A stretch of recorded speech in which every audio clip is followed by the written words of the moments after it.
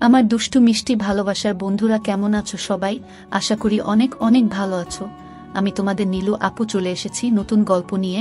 আজকের গল্পটি শুনলে তোমাদের দাঁড়িয়ে যাবে, তাই গল্পটি শোনার আগে অবশ্যই হেডফোন ব্যবহার করো। আমার বড় এক ভাই আর আমি। যে ঘটনাটা বলতে যাচ্ছি তা আমার বড় ভাবিকে নিয়ে। বড় ভাই বিয়ে করে 2003 সালে, আর ভাইয়া বিয়ে করে। আমার ভাবির পরিবারের সবাই মিরপুরেতেই থাকে, আর বিয়ে দেওয়া হয় একই জেলাতে, মানে ঢাকাতে। আমি যখন ভাবির প্রতি দুর্বলতা অনুভব করি তখন তার বয়স 23 বছর। বিয়ের পর ভাবির হঠাৎ করে বেড়ে যায়, আর বেড়ে যাওয়ার কারণে ভাবিকে আগের চেয়ে আরও বেশি সুন্দর লাগত। ভাবি দেখতে যেমন সুন্দরী ছিল তেমনি তার গঠনটাও। ভাবির যে অংশটা আমার সবচেয়ে ভালো লাগত তা হলো তার দুটি, তবে তখন এসব নিয়ে কখনো ভাবিনি। তবে ভাবির যখন একটা ছেলের জন্ম হয় তখন আমি লুকিয়ে লুকিয়ে ভাবিকে দেখতাম যখন সে তার বাচ্চাকে খাওয়াতো। আমার খুব লোভ লাগত। ভাবতাম, ইস, আমিও যদি খেতে পারতাম। কিন্তু আমার স্বপ্নটা স্বপ্নেই রয়ে যায়। তবে আমি হাল ছাড়িনি, সুযোগের অপেক্ষায় ছিলাম, আর একদিন সেই সুযোগটা এসে গেল। দিনটি ছিল 2004 সালের এপ্রিল মাসের 21 তারিখ। হঠাৎ করে ভাবি বলল যে ভাবির নাকি খুব শরীর খারাপ, বুকে নাকি অনেক ব্যথা করছিল। দেরি না করে তাড়াতাড়ি আমি ডাক্তার সাথে করে নিয়ে যাই, কারণ বড় ভাই তখন বাড়িতে ছিল না, আর বড় ভাই ব্যবসার কারণে থাইল্যান্ডে গিয়েছিল। তো ডাক্তার গিয়ে ভাবিকে দেখে বলে দেরি না করে ভালো একজন হার্টের ডাক্তার দেখাতে। আমি ঘটনাটা বড় ভাইকে জানাই।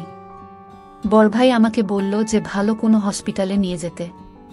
আমি তখন একটা প্রাইভেট কার করে মিরপুর থেকে ভাবিকে নিয়ে সোহরাওয়ার্দী হসপিটালের উদ্দেশ্যে রওনা হই। হসপিটালে পৌঁছাতে পৌঁছাতে আমাদের প্রায় কয়েক ঘন্টা লেগে যায়। আমি ভাবিকে নিয়ে আমার পরিচিত একজন হার্টের ডাক্তার দেখায়। ডাক্তার ভাবিকে দেখে কিছু টেস্ট দিল আর আমাকে কিছু ওষুধ নিয়ে আসতে বলল। আমি ভাবিকে টেস্টগুলো করিয়ে ওষুধ নিয়ে আসি। ডাক্তার ভাবিকে একটা স্যালাইন দিল, যা শেষ হতে প্রায় রাত 8টা বেজে যায়।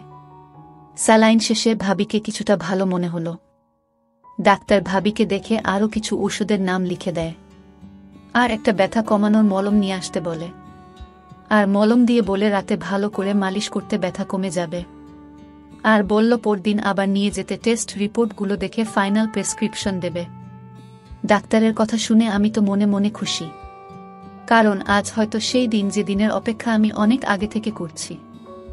আমি ভাবিকে আমার মনের কথা বুঝতে না দিয়ে জিজ্ঞেস করলাম, ভাবি এখন কি হবে, রাতে কোথায় থাকবো আমি? ভাবি অনেকভাবে বলল, এক কাজ করো, তুমি যেহেতু থাকতেই হবে, চলো কোনো হোটেলে গিয়ে উঠি, এই রাতটাই তো মাত্র, কোনো রকম কাটাতে পারলেই চলবে। আমার তো ভাবির কথা শুনে আকাশে চাঁদ পাওয়ার মতো অবস্থা। তাহলে বাসাতে আমি জানিয়ে দেই, কি বলো? ভাবি, হ্যাঁ তাই করো। আমি বাসাতে আর বড় ভাইকে ফোন করে সব জানাই। বড় ভাই থেকে যাওয়ার জন্য বলে। আমি ডাক্তারের দেয়া ওষুধগুলো আর মলমটা নিয়ে বাইরে থেকে খাওয়া দাওয়া সেরে ভালো দেখে একটা হোটেলে উঠি। হোটেলে ওঠার পর আমি ভাবিকে বলি, তুমি আগে ফ্রেশ হয়ে নাও, তারপর আমি তোমার মলম মালিশ করে দেব। ভাবি আমার কথা শুনে একটু লজ্জা পেল, আর বলল, তোমার মালিশ করতে হবে না, আমি নিজেই মালিশ করতে পারবো। এ কথা বলার সময় ভাবির মুখে মুচকি হাসি ছিল। আমি বললাম, তুমি আগে গিয়ে গোসল করে নাও, তারপর দেখা যাবে। ভাবি গোসল করার জন্য বাথরুমে চলে যায়। আমি ভাবতে থাকি কিভাবে শুরু করব। এইসব কথাগুলো ভাবছিলাম, আর তখনই ভাবি গোসল শেষে বাথরুম থেকে বের হলো। ভেজা ভাবিকে দারুণ লাগছিল। আমি এক দৃষ্টিতে তার দিকে হাঁ করে তাকিয়েছিলাম। সে আমার অবস্থা দেখে বলল, ভাবি, এভাবে হাঁ করে তাকিয়ে কি দেখতেছ?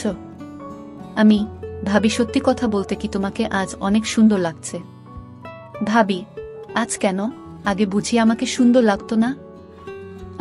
তা না, আজ একটু বেশি সুন্দর লাগছে তোমাকে। ভাবি, যাও, আর পাকামো করতে হবে না, গোসল করে নেও। ওহ তাই তো, আমি তো ভুলেই গিয়েছিলাম বলে তাড়াহুড়ো করে বাথরুমে ঢুকে গেলাম। গোসল শেষে হাফ প্যান্ট পরে যখন বের হলাম তখন ভাবি আমার দিকে তাকিয়ে মুচকি মুচকি হাসছিল। এখানে হাসার কি আছে?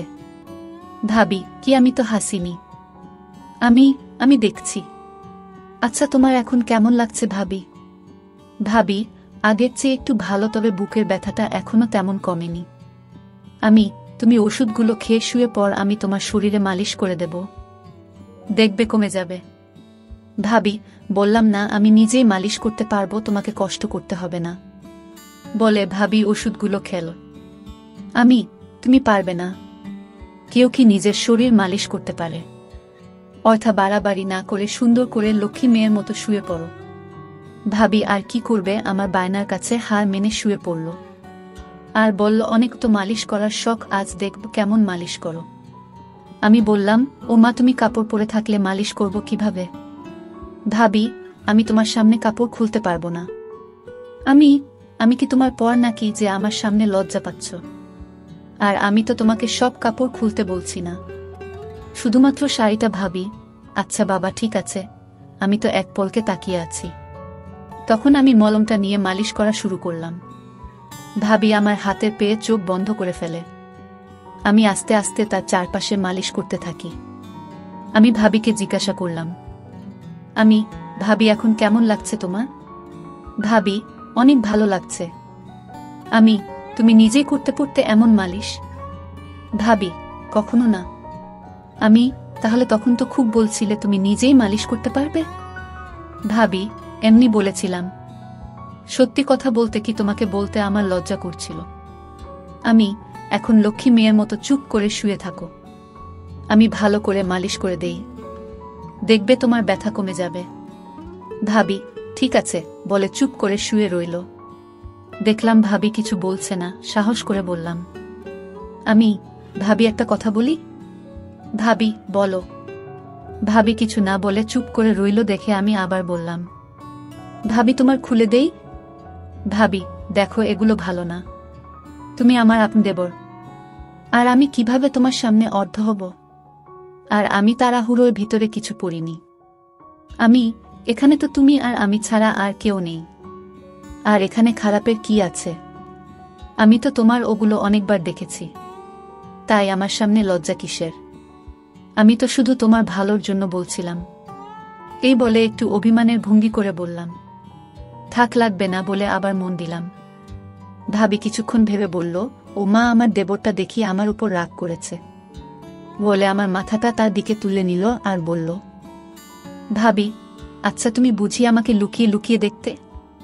তবে দেখ দেবর ভাবি, এসব ঠিক না, আর কেউ জানলে আমার তো সর্বনাশ হয়ে যাবে, আমার ঘর সংসার সব শেষ হয়ে যাবে। তোমার কি মাথা খারাপ নাকি? আমি কেন কাউকে বলতে যাব? তোমাকে লুকিয়ে দেখার কি আছে?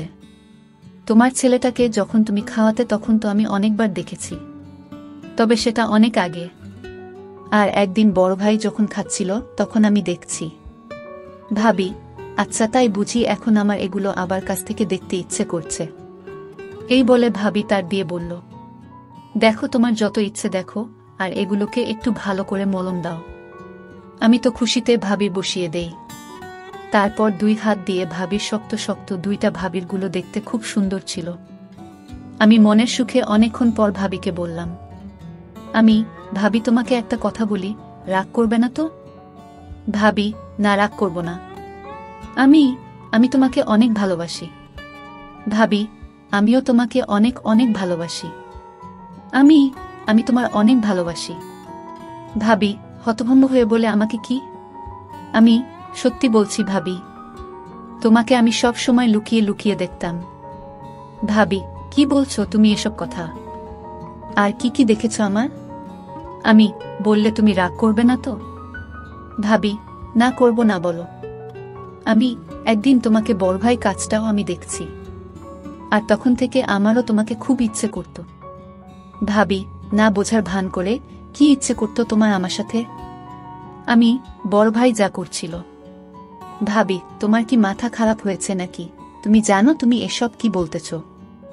তাছাড়া আমরা ভাবি দেবর। তুমি তাহলে কিছুই জানো না? আজকাল সবই সম্ভব। আমি অনেকগুলো ছবি দেখছি যেখানে শুধু দেবর ভাবি কেন, ভাই বোন মা ছেলে তো ওইসব কাজ করে। ভাবি, আমি বিশ্বাস করি না, তুমি সব বানিয়ে বলতেছ। কসম ভাবি, আমি কিছুই বানিয়ে বলছি না, সবই সত্যি। প্রথমত আমিও বিশ্বাস করতাম না, কিন্তু যখন দেখলাম তখন বিশ্বাস না করে থাকতে পারিনি। আর এছাড়াও বাজারে অনেক গল্পের বইও পাওয়া যায়, যেখানে মা ছেলে, বাবা মেয়ে আর ভাই বোন, ভাবি দেবরের গল্পে ভরপুর। ভাবি, তুমি কি সত্যি বলতেছ? ভাবি, আমি কি তোমাকে মিথ্যে বলবো নাকি? আর কসমও তো করলামই। কসম করে কেউ কি মিথ্যে কথা বলে নাকি? ভাবি কিছুক্ষণ চুপ করে থেকে বলল, আচ্ছা ওইসব বাদ দাও। আমি বুঝতে পারলাম ভাবি কিছুটা দুর্বল হয়ে পড়েছে।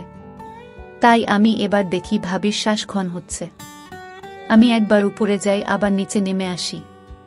কিছুক্ষণ পর ভাবি আবার জিজ্ঞেস করে, ভাবি আচ্ছা আমরা যা করছি তা কি ঠিক? বেঠিকের কি আছে? আর আমরা দুইজন তো মানুষ। আর যদি চায় তাহলে সেখানে সমস্যা তো থাকার কথা নয়।